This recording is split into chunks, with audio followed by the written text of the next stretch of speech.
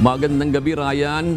Natuklasan na ba ng PCG kung saan partikular dadalhin ang karga nitong krudo?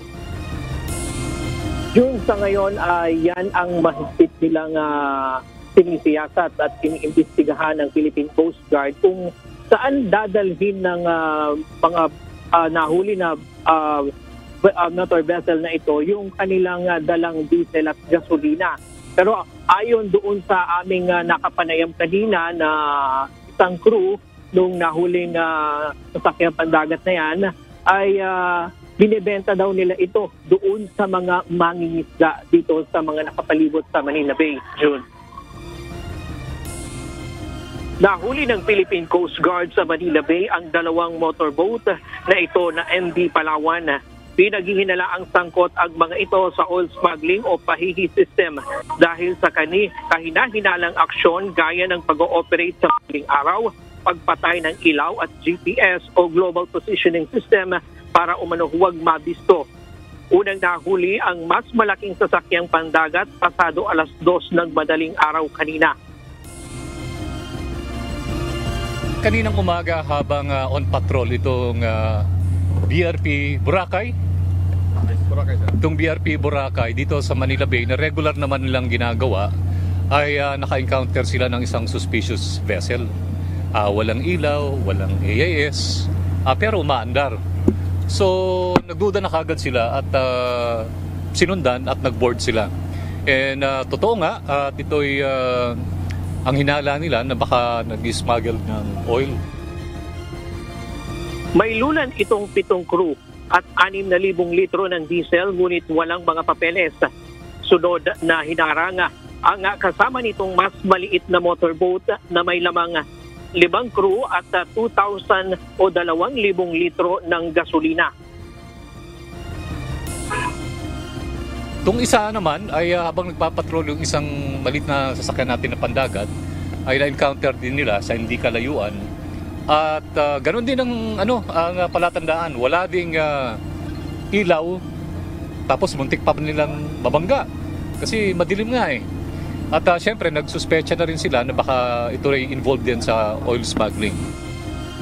Sa investigasyon ng PCG galing sa Nabotas at nag-ooperate sa Bataan ang mga naharang na sea vessel. Ayon naman sa isang crew ng barko na nagpakilalang si Alias Boy, galing sa Bataan ang karga nilang diesel at isinasalin nila ito sa gitna ng dagat.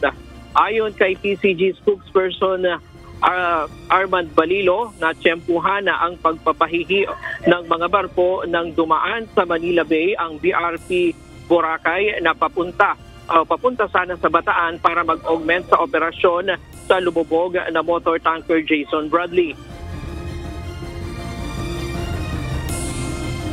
Ito na may instruction ni Admiral Gaban, di lang dito sa Manila Bay, sa lahat ng mga areas sa buong Pilipinas na mayroong mga oil depot, tsaka mayroong mga nagbababa ng barko na mayroong langis. So ini-step up natin yung operations at hopefully hindi ito yung una at huling huli natin dito sa oil smuggling dito sa Manila Bay. Dahil sa paglubog ng NPKR Jason Bradley sa Bataan na umano'y sangkot sa diesel smuggling, nagbunso dito sa Philippine Coast Guard para manmanan ang lugar at nagresulta nga ito sa pagkakahuli ng 2 motorboat. Inaalam ng PCG ang pinagmulan ng nakumpiskang diesel at kung saan ito dadalhin. Hindi muna tinukoy ang may-ari ng barko, ngunit tiniyak ng Coast Guard na masasampahan ito ng kaso. Mananatili muna sa kustudiya ng PCG ang mga nahuling motorboat at mga crew nito. Muna ang latest doon mula dito sa Maynila. Balik tayo. No, isang pagkaklaro lang, Ryan. Galing yung nahuling motor vessel na yan sa Bataan ba? Tama ba, Ryan? Tama, Jun. Balik-balik lang yan dito sa Bataan at dito sa Nabotas. Doon ang hinihinala, doon sa Bataan, sa mga barko na dumadaan doon, kumukuha ito ng mga diesel. Sa itsura ng motor vessel na yan, Ryan, iba yung motor tanker, di ba, na talagang may lulan ng mga fuel. Kasi mas safe yun, di ba, dahil may mga valve yun. sa pagkakakita natin dito sa motor vessel na yan, parang walang safety doon sa sa paglulula nila ng mga fuel. Ryan, tama ba 'yon? Tama, June. Kaya nga nila hinuli yan dahil marami silang mga paglabag doon sa safety, sa wala ring papeles.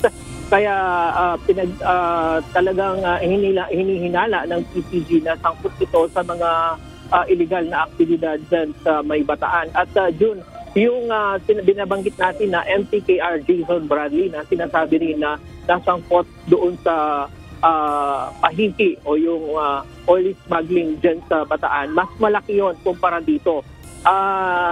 Ayon na rin doon sa ating nakausap noong lumubog yon doon sa Bataan, maraming mga kasama yon, yung Jason Bradley na yon na umaangkla doon na sangkot sa mga ganitong uri ng illegal na aktibidad. Katulad niyan, Ryan, nandiyan ba kayo kanina mismo sa barko na yan? Nakita niyo ba yan talaga, Ryan? Yung nahuli na yan na barko? At nangangalingasaw ba yung amoy ng crudo dyan? Oo, June, at makikita, binuksan pa, meron pa talagang laman na diesel kanina. At sabi nga ni Rear Admiral Armand Balilo ay malinis yung, kung titignan yung diesel, malinis na at pwedeng gamitin yun, pwedeng isalin at gamitin ng mga bangka. At sinubukan din namin pumunta nga dyan dahil yung mga nahuli, andyan lang sila nakastay doon sa may motor vessel na yan at hindi sila pinaalis dyan. Kaya sinubukan nating interviewin kanina pero yung barko talagang magalaw. Para kung lulubog kanina, lalo na sa dami ng mga media personnel na sumama kanina dyan sa interview dyan. Talagang yung safety ay makikita natin kulang. Walang safety itong barko na to. Alright, maraming salamat. Ryan Lacanlale nag-uulat mula sa Maynila.